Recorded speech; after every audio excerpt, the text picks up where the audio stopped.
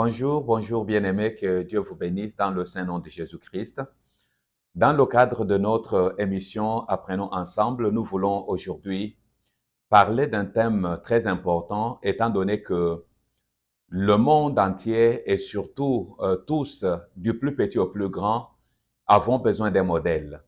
C'est pour cela qu'en tant que chrétiens, nous voulons parler de la mission que Jésus-Christ est venu faire. Nous voulons dire que Jésus-Christ nous a sauvés pour que nous soyons un modèle pour tous.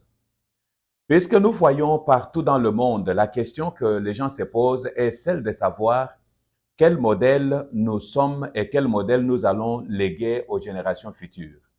C'est dans cette optique que nous avons voulu partager ce point de vue biblique et surtout ce point de vue qui va encore interpeller tout un chacun de nous.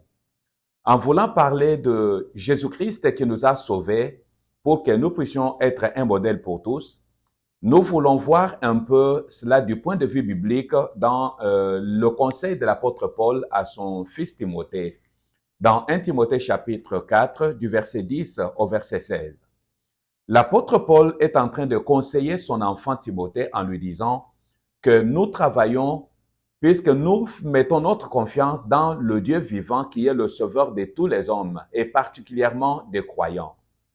Si le Seigneur Jésus-Christ a accepté de venir dans ce monde pour nous sauver et même accepté la mort humiliante, la mort ignoble de la croix, c'est puisqu'il avait besoin de se faire un peuple qui puisse être un peuple modèle, un peuple idéal, qui devait être une référence pour plusieurs.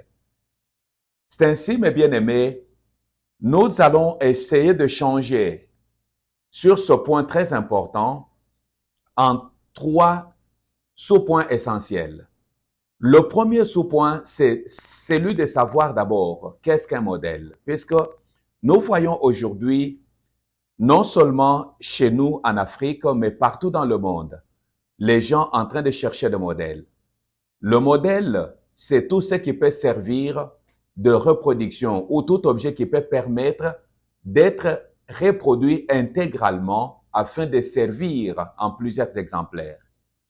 Si l'apôtre Paul est en train de parler, il ne s'adresse non seulement aux chrétiens, mais il s'adresse à tous ceux qui peuvent nous suivre aussi aujourd'hui, qu'ils soient chrétiens ou païens, qu'ils soient des hommes instruits ou non instruits, mais qui ont besoin de laisser de références, de laisser des repères, de laisser de modèles que les autres peuvent recopier. En tant que parents, dans votre famille et dans votre milieu, vous avez tout intérêt de savoir que vos enfants et tous ceux qui vous entourent ont besoin d'un modèle. En tant qu'étudiant, vous avez tout intérêt de retenir que ceux qui sont autour de vous ont besoin d'un modèle. En tant qu'entrepreneur, en tant que politicien, en tant que prédicateur comme moi, vous devez savoir que même votre auditoire a besoin d'un modèle. C'est ainsi, mes bien-aimés frères et sœurs, mes très chers amis, pour être un modèle, il faut savoir 2 choses essentielles. La première chose, c'est celle de savoir que dans ce monde, nous ne sommes pas venus par nous-mêmes, mais nous sommes placés dans ce monde par Dieu, dont nous devons rendre compte un jour.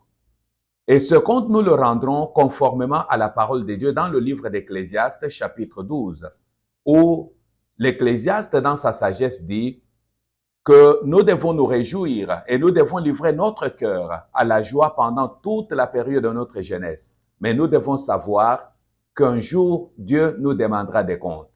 Mais si Dieu nous demandera des comptes, qu'est-ce que nous devons faire? C'est de savoir, premièrement, que dans ce monde, c'est lui qui nous a placés, nous a donné le devoir de redevabilité. Nous sommes redevables, non seulement vis-à-vis de lui en tant que notre créateur, mais nous sommes aussi redevables vis-à-vis des générations futures. Nous sommes redevables vis-à-vis de tous ceux qui nous entourent et tous ceux qui nous regardent. C'est pour cela que dans ce devoir de redevabilité, l'apôtre Paul montre maintenant le deuxième point. En quoi devons-nous être de modèles? L'apôtre Paul conseille son fils Timothée en disant qu'il devait être un modèle en parole. Il devait être un modèle en conduite. Il devait être un modèle en charité. Il devait être un modèle en foi et il devait être un modèle en pureté. En quoi consiste être un modèle en parole? Bien-aimés, nous devons savoir que nos paroles peuvent donner la vie, tout comme nos paroles peuvent donner la mort. Quand est-ce que nos paroles peuvent donner la vie? C'est lorsque les paroles que nous prononçons, comme l'apôtre recommande et conseille aux chrétiens de Colosse, dans son épître aux Colossiens, au chapitre 4. Quand vous regardez dans Colossiens chapitre 4, l'apôtre Paul est en train de dire aux chrétiens de Colosse que votre parole doit être toujours accompagnée de grâce, doit être assaisonnée de sel. Et votre parole doit être une parole adaptée, c'est-à-dire que doit vous permettre de savoir comment il faut répondre à chacun. Puisque par votre parole, vous pouvez donner la vie, tout comme vous pouvez donner la mort. Vous pouvez donner la vie quand? Lorsque votre parole est à même de remonter celui qui est abattu. Si votre parole est à même de donner une direction à quelqu'un qui peut se référer tôt ou tard en se disant, non, la parole qui m'a été dite m'a aidé afin de devenir ce que je suis aujourd'hui. Votre parole doit être une parole non pas qui humilie, non pas une parole qui brise le cœur, mais doit être une parole qui encourage même celui qui est sur le point de se suicider, puisqu'aujourd'hui, le monde est en danger, le monde est en difficulté énorme. C'est pour cela que nous devons être des modèles en parole, pour que même nos enfants trouvent un modèle dans nos paroles. Nous devons être des modèles en foi. Il faut que notre foi, que nous soyons des hommes qui croient à un avenir heureux avec Dieu. Des hommes qui croient que ce que nous sommes aujourd'hui ou ce que le monde est aujourd'hui, le monde ne le sera pas. C'est vrai que pour le monde profane et pour la vie en général, le monde est en train d'aller plus vers le mal.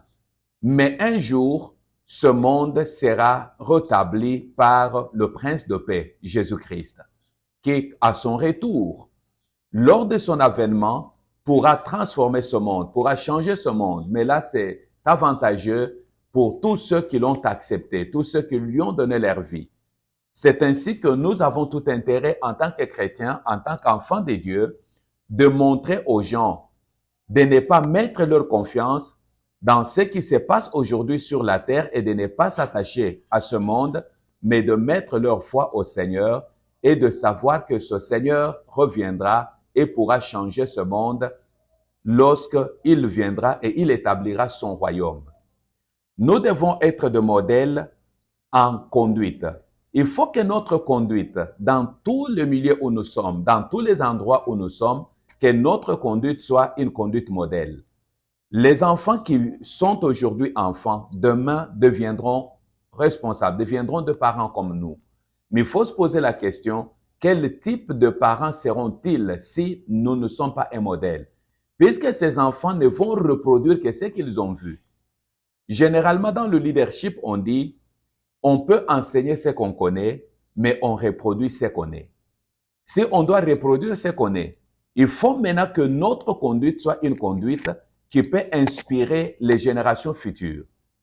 Et de même, pour ceux qui font la politique, s'ils veulent être véritablement de bons politiciens, ils devaient se poser la question, quel type de politiciens nous voulons produire? Des politiciens de ventre, des politiciens destructeurs, des politiciens voleurs ou des politiciens qui seront un modèle pour dire qu'ils ont des comptes à rendre à ce peuple. Ils ont des comptes à rendre à leur entourage. Ils ont des comptes à rendre à leurs enfants. Nous sommes pasteurs, nous sommes serviteurs de Dieu. Nous devons nous poser la même question dans ma conduite. Quel type de serviteur dois-je reproduire? Est-ce que je vais reproduire des serviteurs qui seront cupides, qui vont travailler au lieu de servir Dieu, se servent de Dieu, ou je vais reproduire d'autres serviteurs qui seront capables de faire la volonté de Dieu et de montrer la volonté de Dieu au peuple qu'ils sont en train de conduire. C'est pour cela, mes bien-aimés, notre conduite est plus que ce que nous sommes en train de dire, puisque nous reproduisons selon notre espèce, c'est-à-dire nous reproduisons ce que nous sommes. Nous devons aussi être un modèle en pureté. La pureté, c'est quelque chose que beaucoup négligent aujourd'hui. Beaucoup parlent de Dieu, mais trop peu sont ceux qui veillent sur la pureté. C'est-à-dire, quand nous parlons de la pureté, là, nous voyons la doctrine de la sanctification, de la séparation d'avec le mal, de la séparation d'avec le péché sous toutes ses formes. C'est pourquoi, mes frères et sœurs, nous avons tout intérêt de nous attacher à la crainte de Dieu et à enseigner aux gens comment ils peuvent se séparer du mal. Quand nous serons un modèle dans notre pureté, nous serons capables non seulement de dénoncer le mal, mais nous serons capables de relever le défi pour que ceux qui nous observent et ceux qui nous écoutent puissent savoir qu'il est encore possible, malgré la dépravation, malgré la perversion aujourd'hui, puisque nous sommes dans un monde où la génération est perverse. Mais au milieu de cette génération perverse, il y a moyen de marcher dans la sainteté, dans la crainte de Dieu et dans la pureté. Et cette pureté doit être une pureté non seulement apparente, mais une pureté totale qui donnera gloire à Dieu. Et quand notre pureté donne gloire à Dieu, le Seigneur lui-même sera glorifié. Et la troisième préoccupation ou la troisième question maintenant, c'est celle de savoir que faut-il faire pour être un modèle. Puisque nous pouvons dire aux gens que l'apôtre Paul nous demande d'être un modèle pour tous, partout où nous sommes. Mais la plus grande préoccupation doit être celle de savoir qu'est-ce que nous pouvons faire pour être des modèles. L'apôtre Paul répond à cette préoccupation dans le même passage que nous venons de lire. Quand vous regardez à partir du verset 13, l'apôtre Paul est en train de montrer maintenant ce que son enfant Timothée devait faire s'il veut être un modèle pour tous, que ce soit en parole, que ce soit en foi, que ce soit en conduite, que ce soit en amour, que ce soit en pureté. Il lui montre comme première chose à faire, s'il veut être un modèle en parole, en conduite, en foi, en amour, en pureté, la première chose qu'il devait faire, il devait s'attacher à l'enseignement. Aujourd'hui, nous avons besoin que les hommes soient enseignés dans tous les domaines, même dans le domaine religieux, c'est-à-dire dans le domaine de l'Église. Si nous voulons que les gens soient des modèles, il faut que les gens soient enseignés, que les gens sachent comment ils doivent marcher avec le Seigneur, comment ils doivent se comporter en tant que chrétiens, comment ils doivent mener leur vie chrétienne, puisqu'ils doivent mener une vie chrétienne normale. S'ils mènent une vie chrétienne normale, en ce moment-là, nous aurons des chrétiens modèles. Même en politique, il faut que les gens soient enseignés. Enseignés sur quoi? Sur le respect du bien commun. Quand il n'y a pas, les gens ne sont pas enseignés, les gens pourront faire. Ils créent un parti politique puisqu'il a besoin d'argent. Mais je veux vous étonner en vous disant, si vous voyez un politicien qui est riche, c'est un voleur. Même le pasteur. Si vous trouvez un pasteur qui est plus riche que son église, c'est un voleur. Mais alors, il faut que les gens soient enseignés. Les politiciens doivent être enseignés. Comment ils peuvent faire de la politique, pas la politique pour s'enrichir, mais la politique pour servir et pour gérer la société. Même dans tous les domaines, même dans le domaine des affaires, il faut que les gens soient enseignés comment ils peuvent faire des affaires. Quand les gens ne sont pas enseignés, nous aurons des hommes d'affaires qui commencent aujourd'hui, demain ils tombent en faillite. Même en tant qu'entrepreneur, il faut que les gens soient formés, soient enseignés dans l'entrepreneuriat. Quand les gens sont enseignés, le Seigneur sera glorifié et nous aurons des hommes et des femmes modèles et en ce moment-là, Dieu en tirera gloire. Et la deuxième chose, c'est l'exhortation. On doit être enseigné, il faut savoir exhorter, c'est-à-dire montrer les directives aux autres. Il faut montrer aux gens comment ils peuvent se comporter, peuvent se conduire. Et de là, les gens seront des hommes et des femmes qui pourront maintenant encourager les autres et non pas dire aux autres, mais non, toi tu veux commencer cette affaire, mais sache bien que ceux qui avaient commencé sont tombés en faillite, toi aussi tu tomberas. Non. Mais plutôt, il faut exhorter les autres comment ils peuvent être des bons administrateurs, comment ils peuvent être des bons gestionnaires, comment ils peuvent être des bons serviteurs, et cela sera encore pour la gloire de Dieu. Et la quatrième chose, c'est de montrer aux gens comment ils doivent veiller maintenant sur les dons qu'ils ont reçus. L'apôtre Paul dit, ne néglige pas le don que tu as reçu par l'imposition de main. Et les dons qu'on a reçus ici, c'est pas seulement les dons de parler en langue, puisque aujourd'hui, on veut spiritualiser tout. Mais même le don ou la grâce ou le talent qu'on a reçu, on doit chercher comment le développer afin que ce talent soit productif et la gloire de Dieu se manifestera. Que Dieu vous bénisse et vous fasse encore du bien. Maintenant, nous sommes là, c'est le moment pour chacun de vous qui a une préoccupation ou une question à poser, de pouvoir la poser afin que nous puissions quand même échanger et répondre sur base de ce que nous venons de dire. Moi, c'est Maman Maggie. Je suis maman de MR, maman pasteur. Je bénis Dieu pour l'exhortation de notre papa. Vraiment, il a bien parlé sur les modèles. Et ma préoccupation est celle-ci. Il a bien parlé. Pour être un modèle, il faut que tu sois enseigné. Et mon problème est que quand il a parlé des modèles, ce qui m'a touché, quand il a parlé des modèles en parole. Souvent, moi, je suis impulsive. Je suis enseigné. Je pratique la parole de Dieu. Je crains Dieu. Mais souvent, je suis impulsif. Par rapport à mon impulsivité, je peux commettre quelque chose, bien je peux parler, je regrette après. Malgré que je suis enseigné, quelles précautions je dois prendre par rapport à mon impulsivité? Merci beaucoup, maman. Que Dieu te bénisse pour cette sincérité de reconnaître que je suis enseigné, mais je reste impulsive. Face à cette situation, d'abord, le fait de reconnaître que je suis impulsive, c'est déjà un point positif. Puisque ça permet maintenant de comprendre que face à ma marche chrétienne et à ce que je suis en train de faire, or le Seigneur attend de moi un modèle, une maman modèle.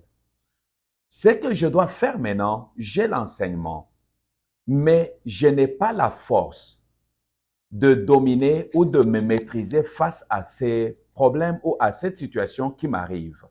Ce qui doit être fait maintenant, c'est dans cette faiblesse de s'abandonner entre les mains de Dieu en demandant le concours du Saint-Esprit pour que le Saint-Esprit me donne maintenant de développer le fruit de l'Esprit. Puisque quand le fruit de l'Esprit, parmi le fruit de l'Esprit, nous avons la patience, nous avons la maîtrise de soi. Lorsque le Saint-Esprit nous donne cette capacité d'arriver maintenant à nous maîtriser, d'arriver maintenant à être patiente, automatiquement, devant certaines choses, je ne saurais pas ou vous ne saurez plus répondre d'une manière impulsive, mais vous saurez vous maîtriser et le Saint-Esprit vous montrera même que ici, vous n'avez même pas le droit de réagir, mais vous pouvez tout simplement vous taire, puisque le silence aussi est un langage qui instruit et qui aide les autres afin de pouvoir avancer. L'enseignement est une bonne chose, mais l'aide du Saint-Esprit est surtout collaborer avec le Saint-Esprit dans sa faiblesse, puisque l'apôtre Paul a dit même aux Romains, aux chrétiens de Rome dans Romains chapitre 8, le verset 26, l'apôtre Paul dit, le Saint-Esprit nous aide même dans nos faiblesses, même lorsque nous ne savons même pas comment prier, le Saint-Esprit nous aide en exprimant par de soupirs inexprimables. C'est ainsi que, maman, non seulement maman, mais nous tous, nous avons besoin de collaborer avec le Saint-Esprit et de demander au Saint-Esprit que le fruit de l'Esprit, qui est d'ailleurs le caractère de Christ, se développe en nous et l'impulsivité partira, mais la douceur, la tempérance et la maîtrise de soi viendra et nous saurons comment répondre à chacun. Merci, pasteur. Merci beaucoup. Merci beaucoup, pasteur, pour la parole que vous m'aviez accordée. Et j'ai suivi attentivement votre exposé sur le thème être un modèle pour tous. Et vous avez dit être modèle dans la parole, être un modèle dans notre conduite. Et il y a quelque chose que vous avez dit de très important. Vous avez dit que dans des églises où le pasteur est plus riche que l'église, c'est un voleur. Vous avez dit aussi que les politiciens qui sont plus riches, ce sont les voleurs. Alors, ma question est de savoir, en tant qu'homme de Dieu, en tant que prédicateur, si vous créez un parti politique, est-ce que vous serez un modèle pour les autres ou bien vous avez créé un parti politique pour devenir riche? Voilà ma préoccupation. Merci. Merci beaucoup, frère Junior, pour cette question. Et je dis encore bien que un pasteur qui est plus riche que son église, je pèse mes mots, c'est un voleur. Pourquoi je dis que c'est un voleur? Puisque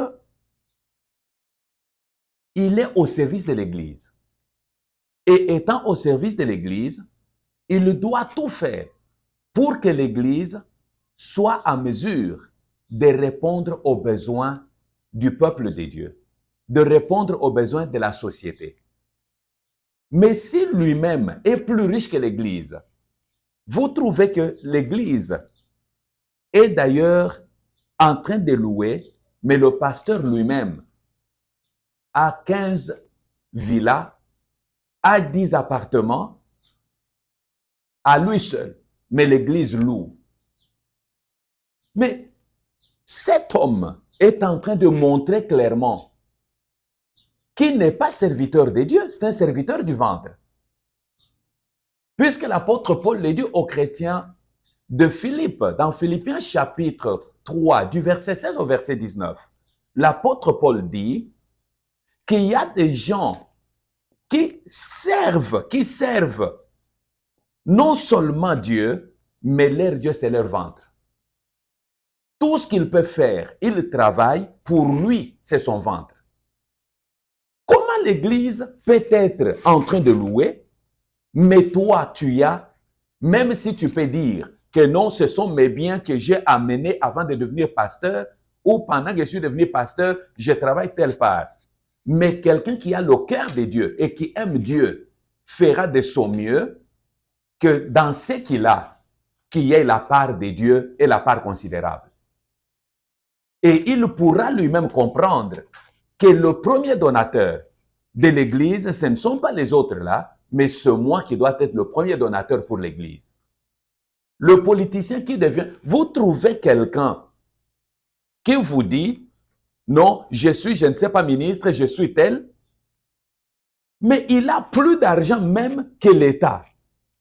Mais soyons sérieux. Soyons sérieux. Quelle est cette personne qui peut être plus riche que l'État, qu'il est en train de servir? Et vous trouverez, quand vous allez suivre, vous verrez que ce monsieur, c'est un grand voleur. Il fait faire de fausses factures, il fait faire des dépenses inutiles, et c'est comme ça que vous trouvez même quelqu'un qui va plus loin. Il achète son charroi automobile qu'il est en train de faire louer à l'État. C'est-à-dire l'État est incapable de pouvoir s'acheter un véhicule, mais il y a un individu qui fait louer son véhicule à l'État. Mais ça n'a pas de sens. C'est comme je vais peut-être vous étonner.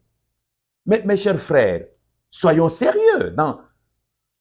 Je vis dans ce pays, par exemple. Moi, j'aurais honte à ma place. J'aurais honte à la place des gens qui dirigent ce pays. Comment expliquer que un individu a plus de biens que l'État? Je ne peux pas m'imaginer, moi, en tant qu'individu, l'État n'a pas d'avion, mais moi, j'ai des avions que je fais louer à l'État en tant que ministre. Mais je suis voleur. Qu'est-ce qui a manqué? Par exemple, que j'achète des avions pour qui créaient des compagnies aériennes ou des compagnies de transport qui pourront maintenant servir l'État que de pouvoir acheter pour moi-même pour commencer à faire louer. Mes chers frères, nous devons être sérieux. Un pasteur qui veut créer son parti politique n'a qu'à créer ses convictions, mais dans le cas d'espèce, dans nos pays, non seulement dans nos pays, dans le monde aujourd'hui qui est sous l'empire du diable, vous créez un parti politique, sachez bien que vous appellerez blanc ce qui est noir. Et ce qui est noir, vous l'appellerez blanc. Mais quand vous voulez faire de la politique active, vous deviendrez menteur. Puisque vous allez soutenir l'insoutenable. Cependant que la Bible dit que l'Église est l'appui et la colonne de la vérité. Ce que nous devons faire, c'est d'encourager les frères que nous avons dans l'Église de faire de la politique. Mais si je vais créer un parti politique aujourd'hui, admettons, je donne le nom du parti là. Mais tous les membres de l'Église, seront-ils... Il y en a qui sont dans d'autres partis politiques. Maintenant, quand ce parti-là et avec l'autre ne s'entendent pas, qu'est-ce que nous allons faire? Nous allons nous trouver maintenant l'Église qui est lui-même, dont moi, Pasteur Gabi, je suis propriétaire du parti politique. Maintenant, il y a un membre d'un autre parti, puisque je ne vais pas citer le nom de parti politique là. Un membre qui est membre de l'Église, MR, qui est membre du parti X. Or, moi, j'ai créé le parti, je vais imposer maintenant que tout le monde adhère à mon parti. Mais là, je vais maintenant faire le contraire de ce que Jésus a fait. Jésus pouvait être celui qui pouvait avoir le parti politique le plus puissant, mais il ne l'a pas fait. Qu'est-ce qu'il a fait? Il a montré tout simplement le royaume de Dieu aux autres, en voulant que les gens marchent conformément aux principes du royaume. C'est ce que nous devons faire. Mais créer un parti politique, si vous voulez, frère Junior, créer votre parti, je vous encourage, mais si vous allez le créer, sachez bien, je vous informe déjà, quand vous allez le créer, vous dites des mensonges là-bas. Quand vous arrivez à l'église le matin, le dimanche, je vous mets debout pour vous dire, vous aviez menti, les gens, allez vous repentir. Merci beaucoup. Ok, merci en tout cas pour l'exhortation. Et je me présente, moi c'est le frère David Simouna. J'ai toute une marmaille d'idées et de questions, mais j'en ai tiré deux que je vais poser. Moi, je voulais savoir sur le bon modèle. Ma question est celle de savoir pourquoi devrions-nous être de bons modèles, premièrement. Et la seconde, c'est comment peut-on savoir si on est un bon ou un mauvais modèle pour les autres? Ok, merci beaucoup, frère David Simouna. Pourquoi devons-nous être de bons modèles? C'est puisque nous avons le Seigneur Jésus-Christ qui lui-même est le meilleur des modèles. Et si nous sommes les imitateurs de Christ, nous devons être comme lui. Et si nous nous appelons chrétiens, le mot chrétien veut tout simplement dire comme Christ. C'est-à-dire celui en qui Christ vit. Si Christ vit en moi, je dois être un bon modèle, puisque Christ était lui-même un bon modèle. Et l'apôtre Paul dit aux chrétiens de Corinthe, dans 1 Corinthiens chapitre 11, le verset 1er au verset 2, l'apôtre Paul dit aux chrétiens de Corinthe, « Soyez mes imitateurs comme moi je le suis de Christ. » Comme Christ est notre modèle, nous aussi nous devons être des modèles. Comment savoir si je suis un bon ou un mauvais modèle? Quand vous regardez dans Luc chapitre 6, là où le Seigneur est en train de parler d'ailleurs du disciple-là, c'est là où vous allez découvrir vous-même si vous êtes un bon ou un mauvais modèle, puisque le Seigneur donne l'exemple de l'arbre. Il dit, comment pouvez-vous dire qu'un arbre est bon et son fruit est mauvais? Ou comment pouvez-vous dire qu'un arbre est mauvais et son fruit est bon? Il dit que tout arbre sera reconnu par son fruit. Si vous êtes un bon modèle, votre conduite, votre foi, votre charité, votre pureté sera reconnue. Mais quand vous êtes vous-même, vous savez que malgré que je suis un prédicateur, malgré que je suis un politicien, je n'ai pas d'amour. Je m'aime moi-même plus que j'aime le peuple. Mais vous êtes un mauvais modèle. Vous êtes un mauvais parent si vous n'êtes pas un modèle d'amour pour vos enfants, si vous n'enseignez pas à vos enfants d'aimer tout le monde, d'aimer même celui qui ne connaissent pas, de pouvoir servir, de pouvoir assister tout le monde. Vous êtes un mauvais modèle. C'est ainsi que nous pouvons dire en résumé, frère David, qu'un bon modèle sera reconnu par le fruit que ce modèle produit. Si le fruit que ce modèle produit ne sont pas de bons fruits, donc ce n'est pas un bon modèle. Mais si le fruit que ce modèle ou cet homme ou cette femme produit sont des fruits qui demeurent dans l'amour, dans la sainteté, dans la crainte de Dieu et dans une conduite irrépréhensible, c'est-à-dire on te laisse en tant que PDG, en tant que responsable, on te laisse un peu d'argent dans la caisse. Toi, tu cherches maintenant comment tu peux fructifier cet argent pour que cet argent serve la société. Vous êtes un bon modèle. Mais si vous êtes un voleur, c'est-à-dire on vous laisse l'argent, vous cherchez comment vous pouvez augmenter le nombre de femmes, augmenter le nombre de vos maisons, augmenter le nombre d'enfants, là, sincèrement, vous n'êtes pas un bon modèle. Merci beaucoup, pasteur. Moi, c'est la sœur Jochebed. J'ai une question à vous poser. En parlant de modèle, nous voyons l'enseignement à transmettre. Et ma question est de savoir, est-ce que les enfants ont aussi un enseignement à transmettre aux parents ou sont les parents qui ont un enseignement à transmettre aux enfants? Merci beaucoup, Jochebed. Cherchez à savoir si ce sont seulement les parents qui ont un modèle ou un enseignement à donner aux parents, ou les enfants aussi ont un enseignement à donner aux parents. Je vais dire ceci. Les uns comme les autres ont un enseignement à donner. Pourquoi les uns comme les autres, c'est-à-dire les parents ont un enseignement à donner aux enfants et les enfants aussi ont un enseignement à donner aux parents? Puisque tous avons un seul maître et ce seul maître nous a donné un enseignement très important. Quand vous regardez dans 1 Corinthiens chapitre 13, l'apôtre Paul est en train de parler de l'amour. Et quelque chose qui touche tellement mon cœur dans cet enseignement que l'apôtre Paul est en train de donner, l'apôtre Paul dit, nous connaissons en partie et nous prophétisons en partie.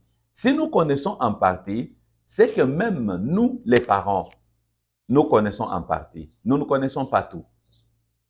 Étant donné que nous connaissons en partie, il n'y a que Dieu qui connaît tout. Nous avons aussi besoin, c'est là où beaucoup de parents ont échoué dans leur enseignement à donner aux enfants.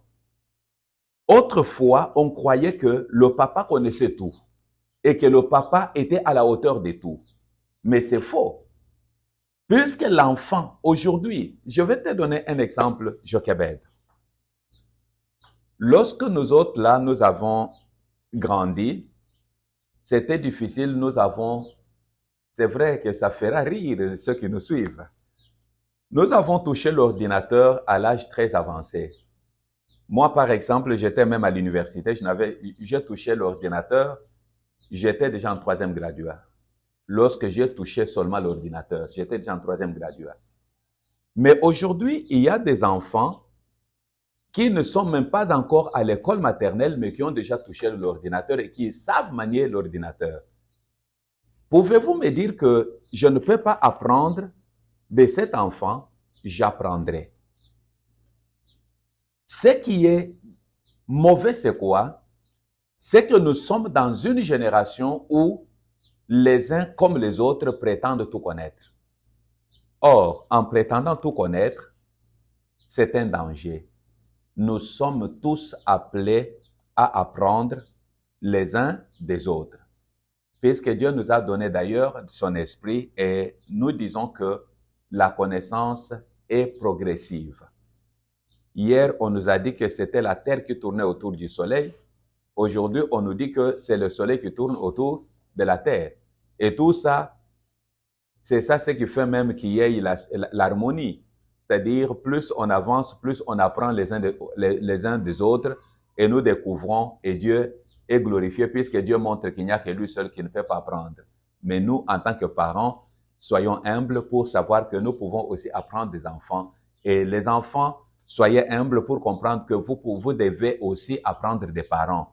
Et en apprenant les uns des autres, cette complémentarité fait maintenant qu'il y a l'harmonie et Dieu est glorifié. Merci beaucoup mes chers frères et sœurs pour ce temps que nous avons passé ensemble. Autour de notre thème, soyons un modèle pour tous, puisque nous sommes appelés, même vous qui nous suivez, vous êtes appelés afin d'être de modèles pour tous.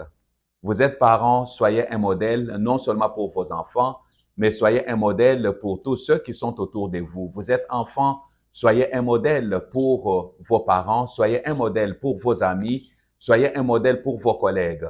Vous êtes entrepreneurs, vous êtes politiciens, vous êtes serviteurs de Dieu. Soyez un modèle pour tout le monde partout où vous êtes. Et étant de modèle, vous verrez que le Seigneur tirera gloire et le monde, notre monde changera puisque le monde a besoin d'un modèle.